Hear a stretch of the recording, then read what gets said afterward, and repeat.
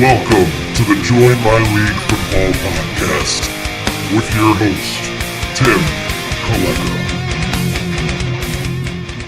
Welcome back. It's good to be back. My name is Tim, your host of the Join My League Football Podcast. I know this is being released a couple of days later than even I expected, but work happens. You know, when you go on vacation for a week or so, when you come back, the work is kind of just waiting for you. That's what happened. It kind of delayed everything. I was trying very hard to get an episode released by late Wednesday. I was unable to cover everything that I wanted to, so I didn't want to jump out. So finally, episode 5 is here. It's Friday, the 14th of September, and you know what? You better get used to it because I made the decision to publish episodes every Friday for at least the rest of the season. You know, releasing an episode every Wednesday during the season. It's a little more convenient for me, but things happen so fast in the NFL that if I release an episode on Wednesday, by the time Sunday rolls around, so much has happened that my episode seems more outdated than Eminem's new album. I'm just kidding. I actually like his new album a lot, but that's not what we're here for. I can't believe how much has happened since the last episode of Join My League 2 weeks ago. Khalil Mack traded to the Bears, Le'Veon Bell's holdout that's lasting into the season, and I've got to make it a point to mention that Teddy Bridgewater was traded to the New Orleans Saints, which I accurately half predicted a couple of episodes ago. The Browns didn't lose. I said the Browns didn't lose. They're not going 0-16 this year. So much has happened. It's insane. All that said, I had a fantastic vacation. I drove up to my hometown outside of Chicago, Illinois last Saturday, and I stayed there until Monday before hitting the road to northern Wisconsin just before hitting the border. I thought it was Canada up there, but apparently there's more to Michigan than the glove we see on a map. There's like a bridge at the north border of Michigan that goes beyond the glove, and then there's like a whole nother part of Michigan west above Wisconsin. I didn't know that. I hope that wasn't common knowledge, but if it is, I guess I need to work on my geography. I never claimed to be an expert at studying maps, okay? But as expected, while on vacation, the cell phone service was horrendous. So I was unable to get in the 5th prediction of the week for week 1, but I will say that I took the Jaguars straight up. I also thought about taking the Giants with the point they were given. I think it was like 3 or 3.5 or something. They were getting 3 points. But straight up, I ended going 3-2 for the week, which isn't the start I was hoping for, but definitely could have been worse. You know, I was looking at the game like, okay, well, the Giants are at home. Kind of expect Saquon Barkley to keep the Jacksonville defense honest. Might open up the passing game a little bit to allow for more offensive points. You know, while the Giants did lose, they remained in the game against the defensive powerhouse, which is a very good sign. You know, they're still going to remain towards the bottom of the NFC East the remainder of the year, but they've got a lot of potential in the future. You look at Saquon Barkley, his stat line, rather impressive. 106 yards on 18 carries. 5.9 yards per carry. That yards per carry was helped tremendously by a 68-yard touchdown run in the fourth quarter, but still, you put up 106 yards in your first game of your career against a top defense in the NFL, and it's going to be exciting to see Barkley's progress and how good he actually can be. The same goes for the Jaguars as a team. How good can they actually be this season? I expect a drop off from last season because Blake Bortles is 100% grade A trash. And if Leonard Fournette struggles to stay healthy this year, and I bring this up because he's already dealing with, I believe it's a hammy. He's a game-time decision Sunday against the Patriots. They need him in there to produce. So if he struggles to stay healthy at all this year, I don't care how good of a defense Jacksonville has. If they don't get any offensive help, it's going to be a complete waste of a season. They're not going to touch what they did last year. So he needs to stay healthy. But the Jaguars went to New York. They got what they wanted, which was a W. And backtracking a little bit to the season opener in Philadelphia, I took the Eagles straight up. Much like the divisional playoff game from last year, the Eagles won a game they probably should have lost. A complete disaster for 3 quarters from both teams. 26 penalties called in the first game of the year. Insane, you know. It's easy to point the fingers at the officials and say, well, you got to let them play ball. But I watched that game, okay? Most of the flags that were thrown from what I noticed were just. The players were extremely sloppy. And maybe you can attribute that to being, you know, the first game of the year, first game jitters, stuff like that. So it might take a couple of weeks to adjust. But as far as the Eagles go, their offense was flat. Is that any reason to be concerned? You know, In short, I'm not too concerned with the Eagles' offense yet, but I will be monitoring it closely, especially in Week 2 when the Eagles travel to Tampa Bay to take on the Buccaneers, who, by the way, absolutely demolished the Saints' defense. The Bucs' defense did allow Drew Brees to put up 40 points, and while I don't expect to see Nick Foles lead the Eagles to that many points, I do expect some improvement from the offense of Philadelphia while we patiently wait for the return of Carson Wentz. The Falcons, on the other hand, I am a little bit concerned. They were my predicted number 1 seed and looked anything but that in the first game of the year. Their play calling was bad, and their red zone offense was pitiful. That was their demise last season. They didn't straighten it out. They had a whole offseason to straighten it out, and they couldn't do anything in the first game of the year. Their 2 trips to the red zone Thursday night resulted in 3 points, 0 targets for Julio Jones, their best player. 0 targets off 2 red zone trips. The Falcons, they would have convincingly won that game if they had even converted 2 red zone trips into touchdowns, just like the divisional playoff game last year. Instead, they took 6 red zone trips for the game, turned that into 13 points, an interception, and a turnover on downs. The same problem they had last year continues to be an issue. If this is not corrected, it's going to be a long year for Atlanta. Not the most impressive win for the Eagles, but I'm sure they'll be satisfied with a 1-0 start.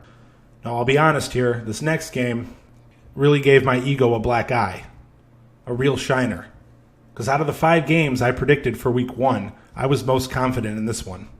I expected an improved Chargers defense, and instead they let the Chiefs walk onto their field in LA, explode for 38 points. Chargers offense looked pretty good. Phillip Rivers, -1 interception. He put up some real impressive numbers. Over 400 yards and 3 touchdowns. It's the kind of numbers I'm expecting from him this season. So the offense overall looked good. But I do expect a little more progress from the running game. Melvin Gordon saw the majority of the work. He averaged just over 4 yards a carry. It's not too concerning. But like I said, you expect more. The Chiefs, on the other hand, Patrick Mahomes era, that couldn't have started out better. Second-year pro, Patrick Mahomes, 256 yards, 4 touchdowns, thanks in large part to Tyreek Hill. So it goes without saying, if you have Tyreek Hill on your fantasy football roster, you've got to start him every game from here on out. He's got potential to be a top wide receiver in this league and a top player, too. He's got the potential to be a top player, top scorer. Chiefs hope to remain hot next week when they travel to Pittsburgh to take on the surprisingly winless Steelers. Chargers have a chance to redeem themselves next week on the road in Buffalo to take on the Bills. I'm not throwing it in my picks, but I'll tell you right now, I'm taking the Chargers, and so are 95% of other people. The other 5%, they're either Bills fans or they don't know anything. Because if you lose to the Bills, you should be thrown out of the league. They're that bad this year. And if the Chargers lose to the Bills, I'm turning the mic off, man. I'm deleting this whole podcast. You guys will never hear from me again. That Chargers loss dropped me to 2-1 heading into Sunday night. It's Packers-Bears. Not much to say about that. That hasn't already been said. I'm very lucky to be 3-2 because I could easily be 2-3 if the Bears didn't completely screw it up. Defense of the Chicago Bears with the addition of Khalil Mack makes this defense a lot better.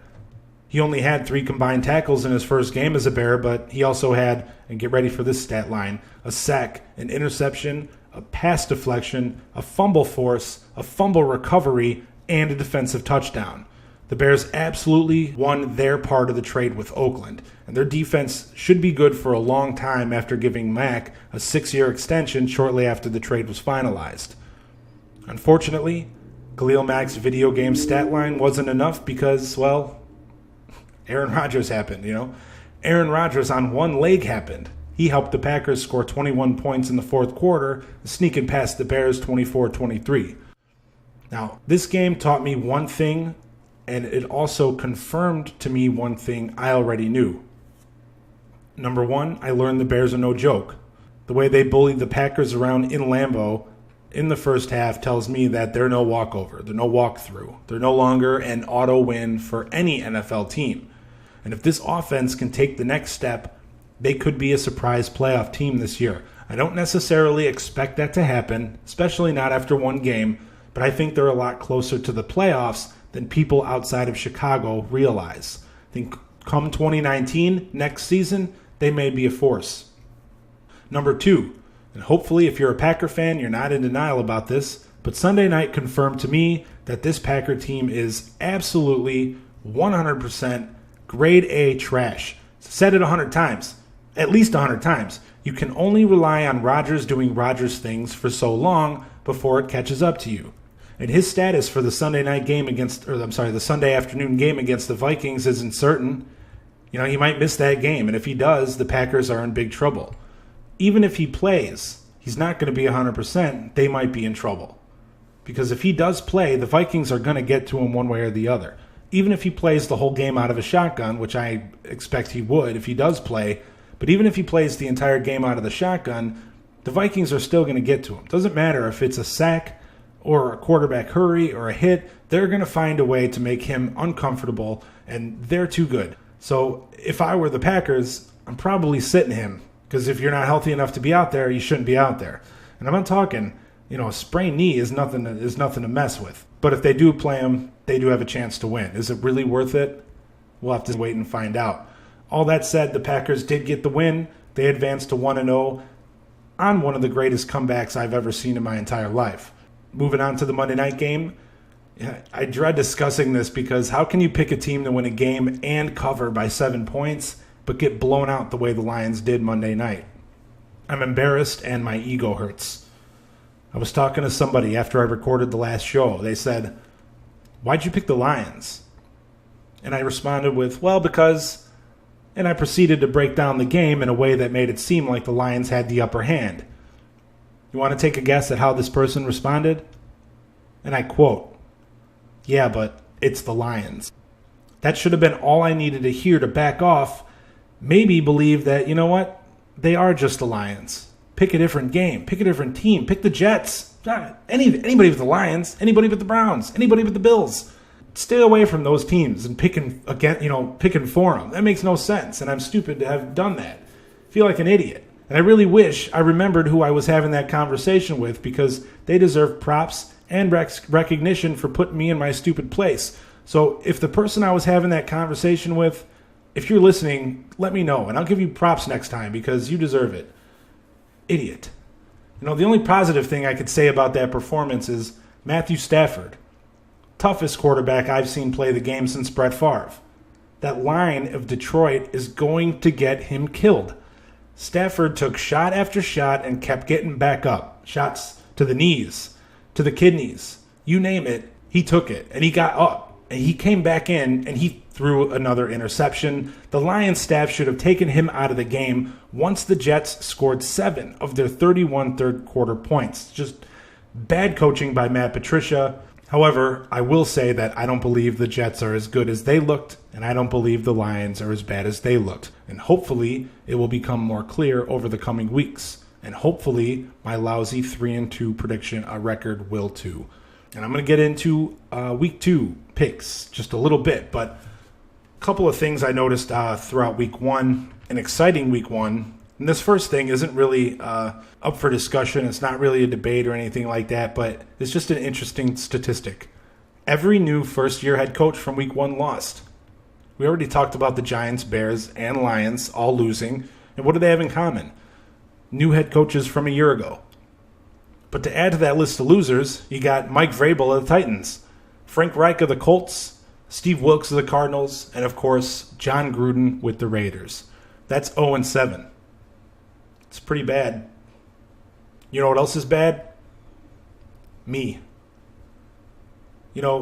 My ego has taken quite the beating this week. And I have to say it's on life support at this point because I picked the Oakland Raiders to be the 6th and final team in the playoffs. The 6th team, the wild card spot, they were getting it in the playoffs. And they looked pathetic Monday night against the Rams. If I could take back that particular playoff prediction, I would in a second. But I'm not going to do that because at the very least, we'll all get a good laugh at my expense when we're reviewing playoff predictions and draft order, and we'll see the Raiders with a top 5 pick a few months from now. I think a lot of people laughed at the Raiders, said that they got the crap end of the Khalil Mack trade, but I disagree. The Raiders finished 23rd last year in total defense with Khalil Mack. They're going to pay him what the Bears paid him, $141 million, $90 million of that guaranteed. They're going to pay him that just to finish outside the top 20 again? That wouldn't make any sense. So what'd they do? They shipped him to Chicago, and they received the Bears' first-round pick this year, the Bears' first-round pick next year, while also receiving an additional third-round pick, while also receiving an additional sixth-round pick, while also saving all that money because now they don't have to pay him $20 million a year. It's hard to say whether they actually lost that trade. That's not going to be determined until the Oakland Raiders are the Las Vegas Raiders, because it's going to take a couple of years for us to see what kind of talent the Raiders bring in with the Bears draft picks. Another concern I have lies in the state of Pennsylvania. Their colors are yellow and black. They're missing arguably their best player because of a holdout. Team's as dysfunctional as I've ever seen them. But that's not the only reason I'm concerned with the Pittsburgh Steelers. No. I'm not exactly concerned with Le'Veon Bell's holdout or their offensive line publicly calling him out for not reporting to the team. I'm concerned with Ben Roethlisberger. 2 5-turnover games in a 1-year span for Big Ben. 3 turnovers against the Jacksonville Jaguars in the playoffs last year. I'm beginning to think the end is near for Ben. Closer than a lot of us think at the very least. And on top of that, he hurt his elbow. Max Kellerman of ESPN's First Take said we've already seen the end of him. I'm not exactly sure I agree with that. I think we're seeing a decline from an older player, the kind of decline that we expect to see from older players, but not necessarily the end. Max also said that, most people, a lot of people, used to look at Big Ben and think sometimes we'd put him among the elite, a top 5 quarterback, a sometimes top 5 quarterback, like he said. And now we don't expect that Ben Roethlisberger any longer. I think that's 100% right, but I do think he still has something left in the tank. And it helps that he has unbelievable offensive talent surrounding him. James Conner, he ran the ball extremely well for the Steelers in place of Bell last week. And even with that help in the running game, Ben still threw for 4 interceptions and fumbled once. His protection wasn't the greatest, fine, allowing 4 sacks and all. But if you just watch him play, you can see that he's not the same quarterback he was 3 years ago. His quarterback rating has dropped each of the last 3 years, and he hasn't played a full season since, I believe, 2014. And that's bad news. It's real bad news when your backup quarterback, Joshua Dobbs, has never thrown a single NFL pass. The only thing that makes me feel a little bit better about the game Sunday, the tie Sunday against the Browns, is that 1, Cleveland is improved. They do have a lot of talent. And 2, the conditions were extremely sloppy in Cleveland. So we'll see what the Steelers are made of this week. When they take on the Chiefs, they're going to host the Chiefs, who were as impressive as the Steelers were sloppy. And they take on each other in week 2. I can't wait to see how that one turns out. All right, welcome to the first edition of the Stacks Fantasy Football Pickup of the Week, presented by yours truly with the help of the man, the myth, the legend, John Foyles, a.k.a. JF Stacks, a.k.a. Stacks, or simply Foyles. One of my very best friends from childhood.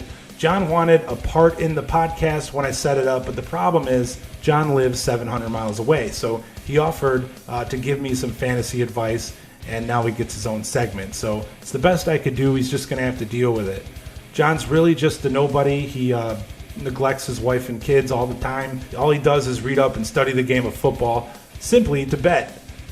He's a degenerate, He's the definition of a football nerd and the definition of a nerd in general. So you really can be confident if you're lucky enough to grab his free agent / waiver wire ad of the week, who just so happens to be running back Phillip Lindsay from the Denver Broncos. Congratulations if you were lucky enough to snag him, and if he's still on your available players list, go add him immediately, because while their current depth chart has Lindsay listed as a number 3 running back behind Royce Freeman and Devontae Booker, his role going forward isn't going to be that of a traditional third string. In fact, I expect him to take over the second string duties behind Royce Freeman and ahead of Devontae Booker in the coming weeks. Lindsay and Freeman, they both carried the rock 15 times. They both ran for 71 yards, but it was Lindsay who did the damage in the passing game, catching 2 balls and 1 for a touchdown. He's not going to completely take over the Broncos' backfield, for those of you who drafted Freeman as your number 2 running back.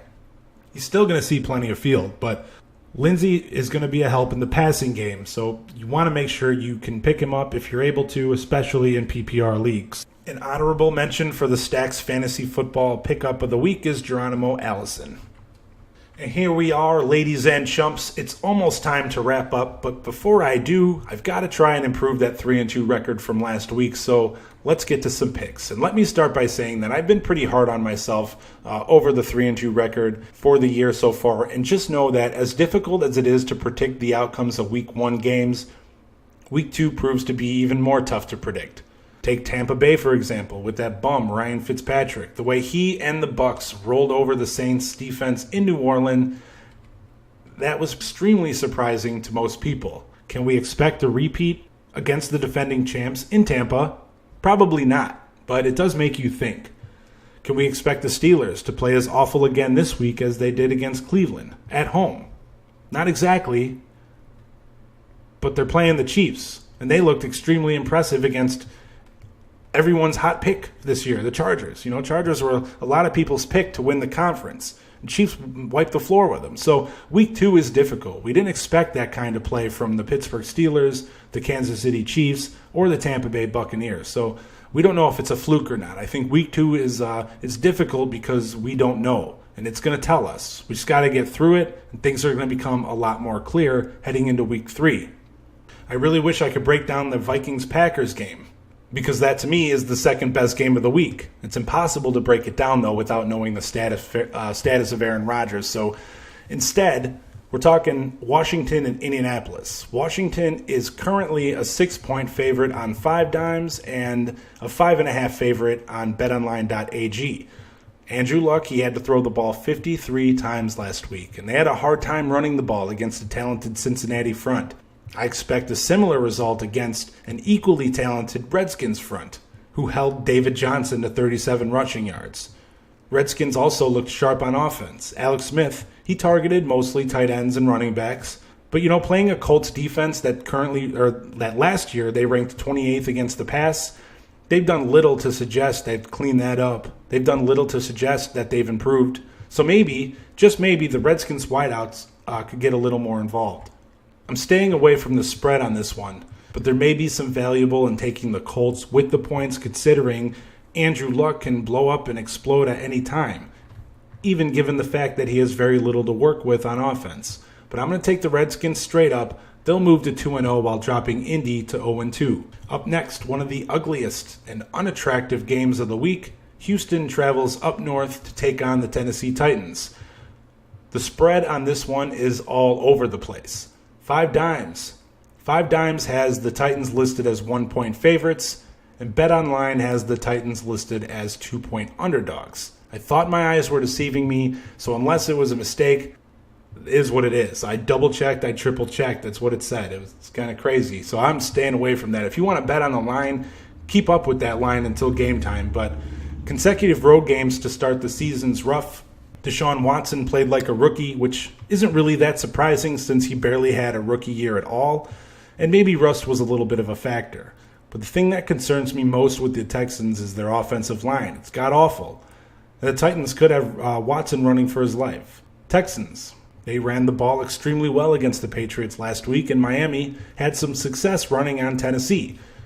Overall, the Texans are the more talented team. They're the more well-rounded team. And I think I'm going to lean in their direction because I look at an ailing Marcus Mariota, Delaney Walker being out for the year. I don't trust Tennessee. I didn't even trust them last year. I was kind of surprised they made the playoffs last year. I don't think they're that good. So I'm taking the Texans to get to 1-1 after all is said and done. I'm going with Houston straight up here, and just watch that line before you make any bets. Moving on to the game of the week, the Jacksonville Jaguars host the New England Patriots in a rematch of last year's AFC title game. The line is Patriots -1 on 5Dimes, and BetOnline has the Patriots listed as 2-point favorites. New England is rarely in a spot where they're giving up so little points. So based on value alone, you've got to go with the Patriots and whatever points they're giving up to Jacksonville. Straight up's a little different. Jacksonville, they've had this game circled on their schedule since late January. And I think they come to play. I really do. Jalen Ramsey had some choice words for Rob Gronkowski recently, as he has at just about everybody else in the league. It's time to put up or shut up for that guy. As personally, I wouldn't be surprised to see Jacksonville walk away with the victory here, but I need to see it happen before I pick it. I think the Pats get just creative enough to steal another win. On Sunday night, and I'm going to make this one quick because it's kind of a snoozer on paper, we're going to get the Cowboys hosting the Giants. Really? I'm sick of that shit. Not the most intriguing Sunday night game of all time, but we all know how much the NFL loves the NFC East, so that's what we're getting. Two sloppy offenses from a week ago are going to take on each other in a primetime game. Someone's got to step up, and I guess I'm going to go with the Giants. They played the Jaguars' stout defense tough last week. Saquon Barkley, Odell Beckham Jr., they could take a lot of pressure off Eli Manning.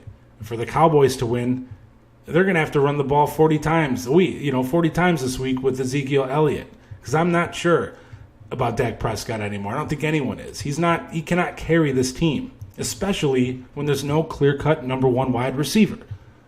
I guess that's what happens when you cut your number one wide receiver. Give me the Giants and the 3 points that they're getting. They're getting 3 points on 5 dimes and on BetOnline. So give me the Giants and the points.